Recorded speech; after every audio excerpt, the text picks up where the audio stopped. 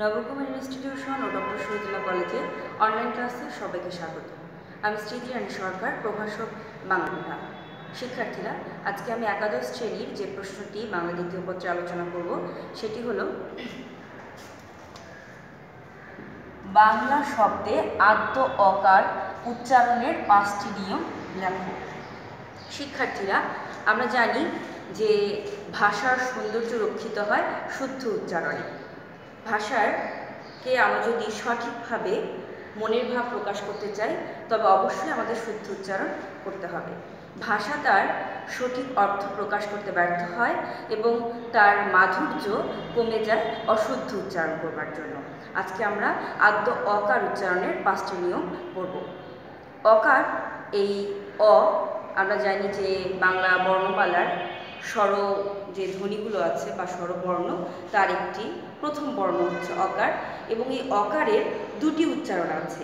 আমরা হয়তো খেয়াল করি না যে আমরা উচ্চারণ করি, কিন্তু আসলে অ কখনো অ এর মতোই উচ্চারিত হয়, আবার অ কখনো ও এর মতো উচ্চারিত হয়। অর্থাৎ অ এর দুটি উচ্চারণ, একটি হচ্ছে তার সংবৃত উচ্চারণ এবং একটি তার বিবৃত উচ্চারণ। অর্থাৎ অ যদি অ এর মতোই উচ্চারিত রূপে থাকে তাকে আমরা কি বলবো, যে অ যদি তাকে আমরা বলবো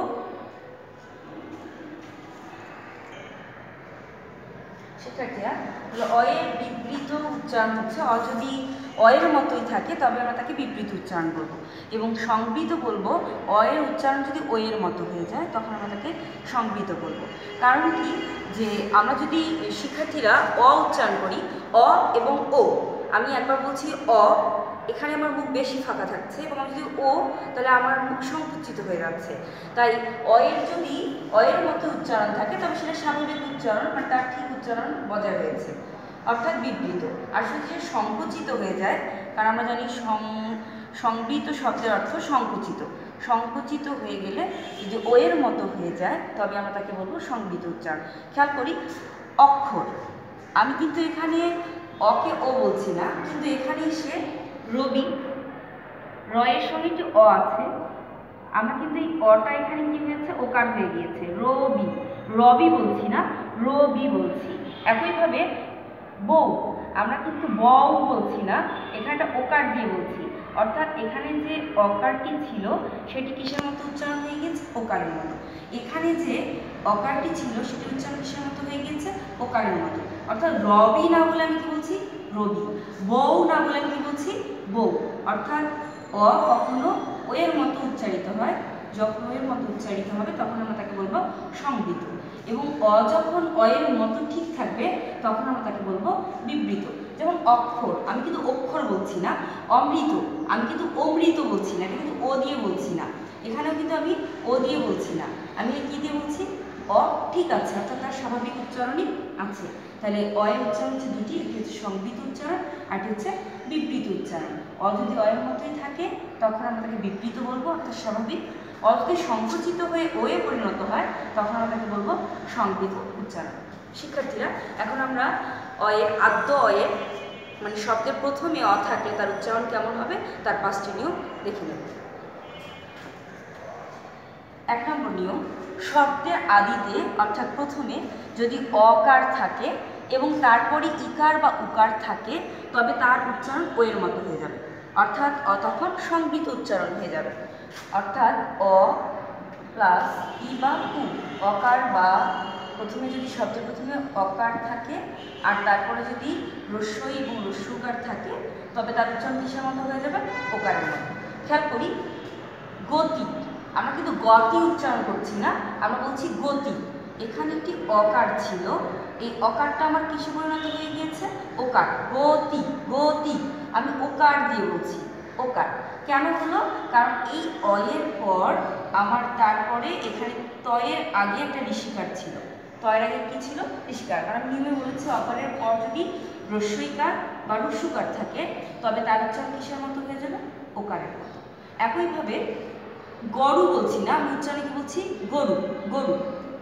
কেন, এখানে একটি গয়ের সঙ্গে অকার ছিল আর অকারের পরে রয়ের সঙ্গে একটি রস্যুকার ছিল, তাই এই অকারটার উচ্চারণ কি হয়ে গেল, ওকার। আমি কি বলছি, গরু। তাহলে শিক্ষার্থীরা আবারও দেখি নিয়মটি। অকারের পর যদি শব্দের প্রথমেই যদি অকার থাকে, তারপর যদি রস্বইকার কিংবা রস্যকার থাকে, তবে তার উচ্চারণটি কিসের মতো হয়ে যাবে? ও এর মতো হয়ে যাবে। যেমন গতি, আমি গতি না বলে বলছি গতি ওকার দিয়ে, গরু না বলে আমি বলছি গরু ওকার দিয়ে।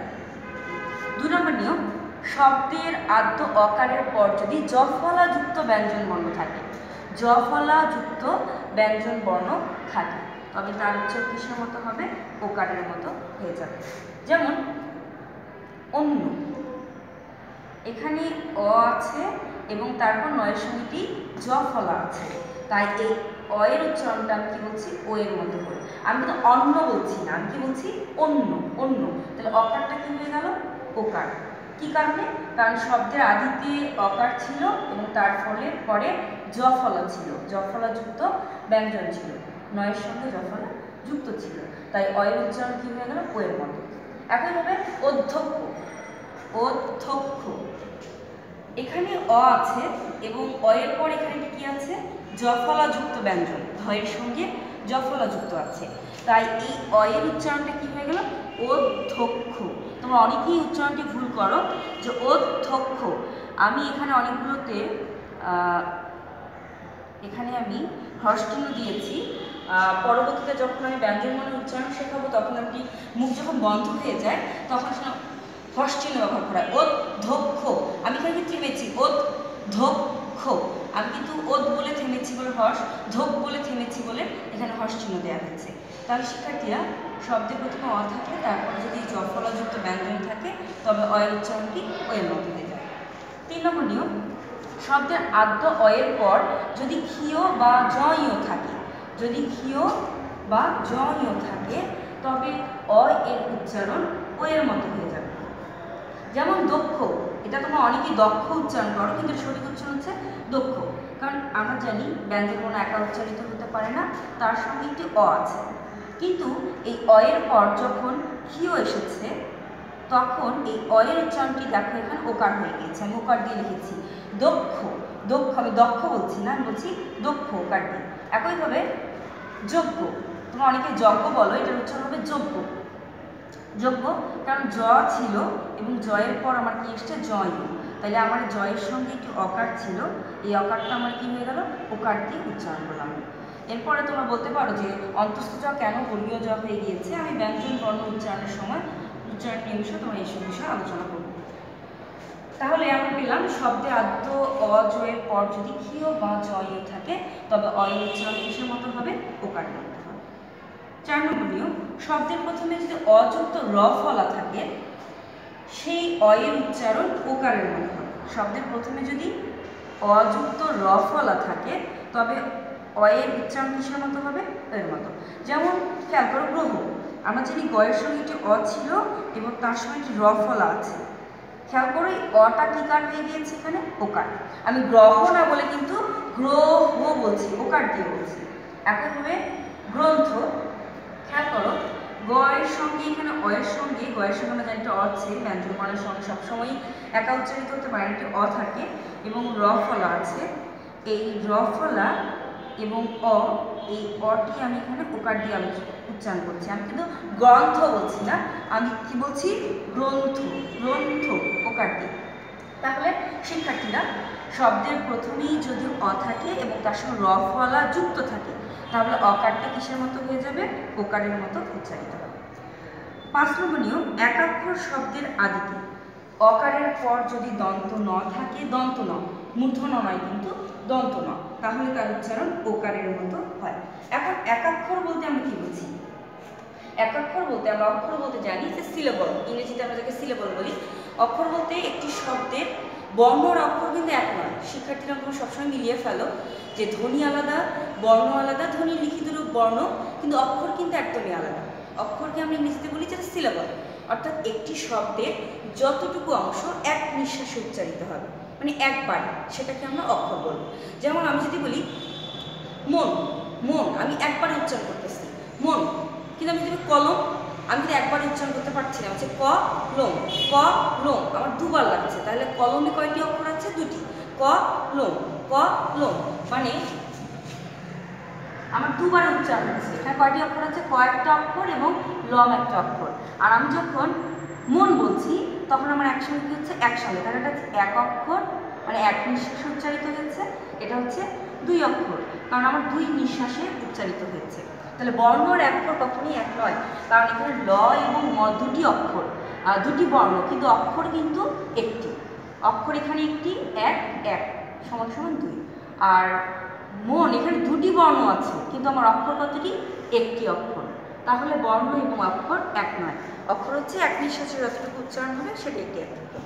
তাহলে এক অক্ষর শব্দ মানে এক নিঃশ্বাসে উচ্চারিত হবে এমন শব্দের প্রথমে যদি অকার থাকে, তারপর যদি দন্ত ন থাকে, তবে অয়ের উচ্চারণ হচ্ছে ওকার। যেমন আমরা মন, মন খেয়াল রাখবে, যদি আমরা আপনার মন